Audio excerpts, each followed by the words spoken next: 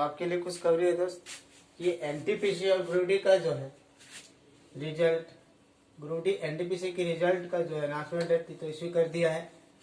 और CB2 जो होने वाला है ना, उसका भी डेट इश्यू है। तो कहीं न कहीं गोल्डन चांस है आपके लिए, फिर से जो है रेलवे जाग चुका है, तो आपको सोना नहीं है। आप बिल्कुल तैयारी करें बेफिक्र।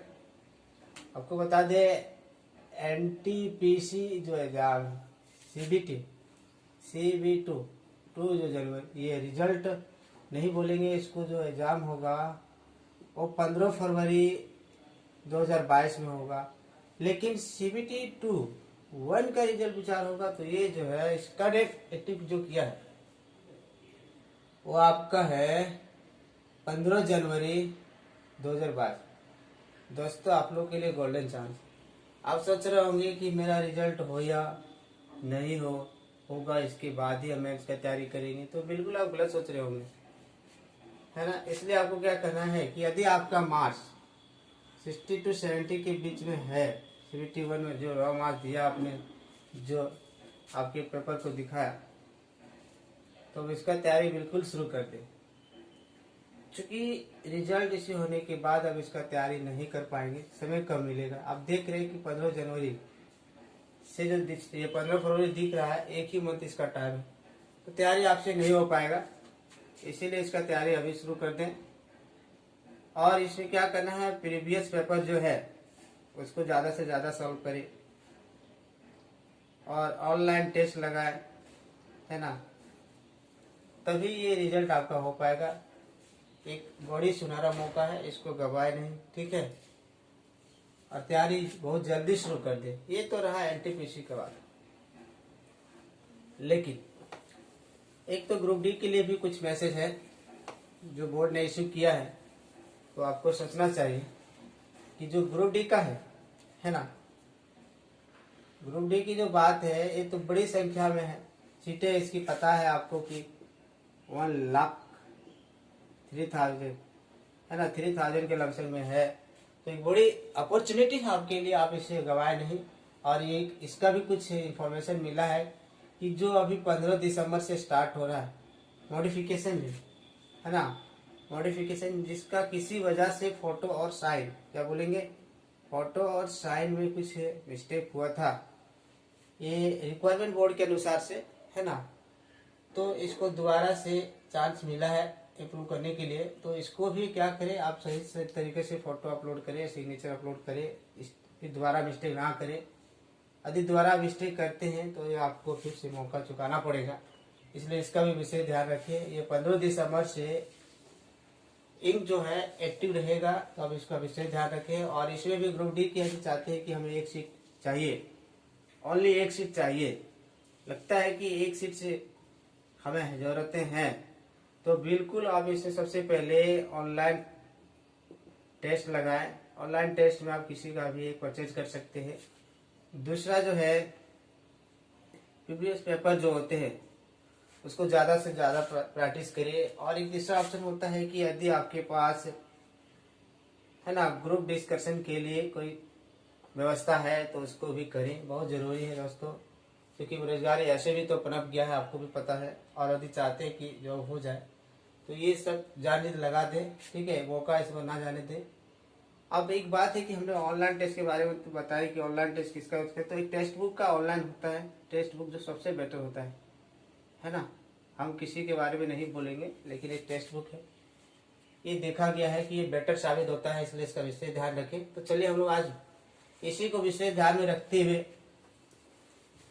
एक चैप्टर है जो ग्रुप डी या तो एनटीपीसी के एग्जाम में बहुत ज्यादा देखने को मिलता है, इसे क्वेश्चन, तो हम लोग इसका बात करेंगे रेशियो चैप्टर का, ठीक है, जिसे बोलते हैं अनुपात। तो चलिए मैं अनुपात क्या है इसको जानेंगे। देखिए अनुपात की बात है, जिसे रेशियो बोलते हैं, तो किसी भी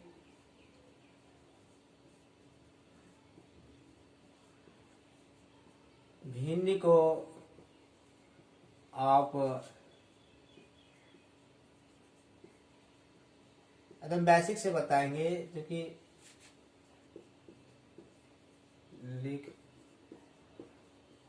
सकते हैं। मेरा कहना है कि अनुपात है क्या, एक्चुअली आप समझेंगे सोच कि बेसिक से बताने से क्या होगा, जिस स्टूडेंट को यदि मैथ बोर लगता है तो उसे क्लियर हो जाएगा, है ना। बहुत जरूरी है यहाँ से समझना। देखिए आप किसी भी भिन्न को जो है ना आप अनुपात में लिख सकते हैं। जैसे बात करेंगे कि कोई भी भिन्न होता है, जैसे भिन्न किसे कहेंगे, भिन्न की परिभाषा आप पहले भी पढ़ चुके होंगे कि कोई संख्या अंश और हर के रूप में लिखा जाए, है ना। जो बाय में होता है ऊपर वाली संख्या को अंश बोलते हैं, नीचे वाली संख्या को हर बोलते हैं। तो जो भी संख्या को हम अंश बटे हर के रूप में लिख पाएंगे वो संख्या मेरा भिन्न कहलाती है। यदि ये भिन्न कहलाती है तो आप किसी भी भिन्न को जानते हैं एक रेशियो फॉर्म में लिख सकते हैं, इसे बोलते हैं अनुपात। ये वाला जो साइन है इसे हम लोग क्या बोलते हैं, ये वाला साइन को हम लोग अनुपात बोलते हैं, ठीक है। आपने देखा है इसी अनुपात को आप फिर बटे के रूप में लिख सकते हैं, जिससे भिन्न के रूप में बोल सकते हैं, है ना। तो हमने बात किया किसी भी भिन्न को एक रेशियो में लिखा जा सकता है, फिर एक रेशियो में आप उसे भिन्न के रूप में लिख सकते हैं, ठीक है। यहाँ संख्या को डिनोट किया गया है, लेकिन हम किसी नंबर को नहीं चाहेंगे तो हम कोई अल्फाबेट के रूप में हम इसे रिप्रेजेंट कर सकते हैं, जो आप भली बातें इसको जानते होंगे, ठीक है। क्या करेंगे, कोई भी एक भिन्न है जैसे ए रेशियो बी है ना, आप इसे लिखते हैं तो ए की जगह कोई भी वैल्यू को ले सकते हैं, बी की जगह में कोई भी वैल्यू ले सकते हैं, इसे बोलते हैं अनुपात। इसे क्या बोलते हैं, अनुपात। अब बात रही कि जब कोई दो अनुपात होगा और वो दोनों इक्वल होंगे, है ना। दोस्तों याद रखिएगा अनुपात की संख्या, अनुपात को जो हम रिप्रेजेंट कर रहे हैं वह कोई संख्या या नंबर से भी लिख सकते हैं या अल्फाबेट में भी हो सकता है। तो बात रही कि ये जब है कोई दो भिन्न है और भिन्न आपस में इक्वल होगा तो उसे बोलते हैं समानुपात। क्या बोलते हैं उसको, समानुपात के नाम से जानते हैं, और ये बहुत जरूरी है। जैसे मैं आपको बता दें कि 4:5 लिखा हुआ था, इक्वल में था आपका, मान लिया जाए ये 10:15, तो आपने यहाँ जो देख रहे हैं रेशियो के वैल्यू में, इसी को बोलते हैं समानुपाती। क्या बोलते हैं, समानुपाती। लेकिन समानुपाती को आप कैसे लिखेंगे, 4:5, ये जो साइन आपको दिख रहा है ये हो गया आपके समानुपाती,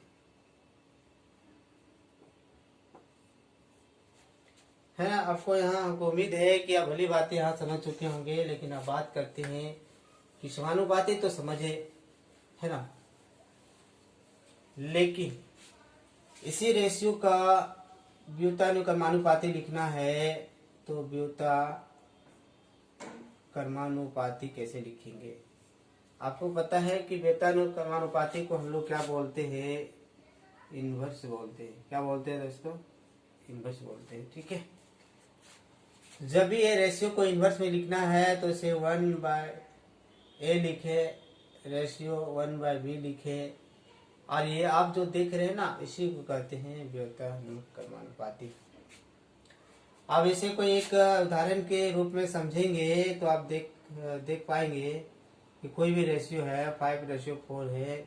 यदि इसको हम व्युत्क्रमानुपाती में लिखते हैं तो 1/5 रेशियो 1/4 के रूप में लिखेंगे, पता, ठीक है। इसके बाद ये तो आप समझे व्युत्क्रमानुपाती। एक होता है कि दो रेशियो है और उसकी मध्यानुक्रमानुपाती निकालना रहे, मध्यक्रमानुपाती, तो कैसे निकालेंगे, ध्यान दीजिएगा कि यदि कोई रेशियो है ए और बी रेशियो का निकालना रहे तो उसे कुछ नहीं करना है, मल्टीपल में कीजिएगा और ये ऐसे रूट लगा दीजिएगा। इससे मध्यानुक्रमानुपाती निकालना रहे तो आप निकाल सकते हैं, ठीक है।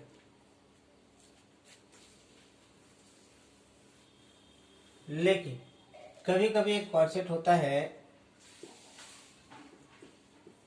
कि आप मान ले जाए ए रेशियो बी है समानुपाती सी है, और यहाँ की जब वैल्यू को निकाला रहता है जिसे बोलते हैं चतुष्पद, चतुर्थीय समानुपाती की जो वैल्यू है वो पता नहीं है, यदि वो निकाला रहे तो क्या कर सकते हैं, किसी भी रेशियो जो दे रखा है ना, ए जो दिया हुआ है A ratio B corresponding C ratio X, है ना, ध्यान से दीजिएगा, ध्यान से समझिएगा, ठीक है, आप लोग को तो समझ में आ ही रहा होगा। तो यहाँ ये समझना जरूरी है कि इसको क्या करते हैं, ये दोनों को है जो मल्टीपल करते हैं और ये वाले को मल्टीपल करेंगे, और कहेंगे ए मल्टीपल एस इक्वल जो होगा वो बी मल्टीपल सी हो जाएगा दोस्तों। और एक्स की वैल्यू निकालना है तो आपको ए इक्वल क्या हो जाएगा, बी इंटू सी बाय ए हो जाएगा। कहीं न कहीं लगता है कि आपको जब तो चतुर्थीय समानुपाती टर्म को निकालना है, अनुपात को निकालना है, तो ये दोनों को डायरेक्ट मल्टीपल कर दीजिए और इससे डिवाइड कर दीजिए, ठीक है। तो आप यहाँ से देखेंगे कि चतुर्थीय जो समानुपाती है उसका वैल्यू आप आसानी से निकाल सकते हैं। इसको एक उदाहरण के अनुसार से समझेंगे। मान लिया जाए 4:5 दे रखा है और समानुपाती है 6:, और चतुर्थीय अनुपात के वैल्यू को निकालना रहे तो आसान तरीका से क्या करेंगे, सबसे पहले हमने बताया को ये वाला को इससे मल्टीपल कर दीजिए और फर्स्ट वाले को लास्ट से मल्टीपल कीजिए, है ना, और दोनों इक्वल में लिखिए। इक्वल में ही लिखना समानुपाती कहलाता है, आपको पहले ही कॉन्सेप्ट में बता दिया गया है। तो इसे मल्टीपल करेंगे तो 4x हो जाएगा और इसे 30 हो जाएगा। अब लगता है कि हमें x की वैल्यू निकालना है तो 30 को 4 से डिवाइड करेंगे और जो आंसर आएंगे यही हमारा चतुर्थीय समानुपाती होगा, ठीक है। तो इस तरह से अब हम आगे बात करते हैं। अब देखेंगे कि समानुपाती या अनुपात के जो क्वेश्चन पूछे जाते हैं कुछ, उसके बारे में हम लोग बात करेंगे। छोटे छोटे क्वेश्चन हैं कि मान लिया जाए आपने व्युत्क्रमानुपाती में ऐसे पढ़े हैं और यहाँ से ए और बी की वैल्यू को निकालने के लिए बोल दिया जाए तो आप क्या करेंगे। जैसे 1/4 समानुपाती 1/5 है और कहीं ना कहीं पूछा गया है कि जो वैल्यू है ए और बी के रूप में था, तो फाइनली आप इसके बराबर जो है 1/4 ये अनुपात 1/5 है, तो ये आप भिन्न के रूप में देखे हैं तो रेशियो के रूप में ऐसे आंसर आना चाहिए। तो रेशियो के रूप में ए टर्म बी के रूप में आप कैसे निकालेंगे, है ना, ए रेशियो बी के टर्म में आप कैसे निकालेंगे, इस बात को ध्यान देना है। सबसे पहले आप क्या करेंगे, जो 1/4 है रेशियो 1/5 है, ये दोनों का एलसीएम निकाल लेंगे। क्या करेंगे, 4 और 5 का एलसीएम निकाल लेंगे।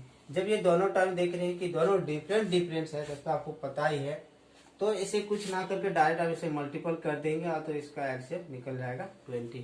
तो क्या करेंगे, जो टर्म एलसीएम में आएगा वो एलसीएम वाला टर्म से इसको मल्टीपल कर दीजिए, ठीक है, और रेशियो लिखिए क्योंकि बीच में रेशियो दिया हुआ है साइन, और फिर 1/5 है और 20 जो आपने एलसीएम लाए हैं उसे मल्टीपल कर दीजिए। अब देखेंगे कि 4 से ये हम स्मॉल करेंगे तो 5 टाइम में कट जाएगा और ये 5 4 टाइम में कट जाएगा, तो ये बचेगा 5/4।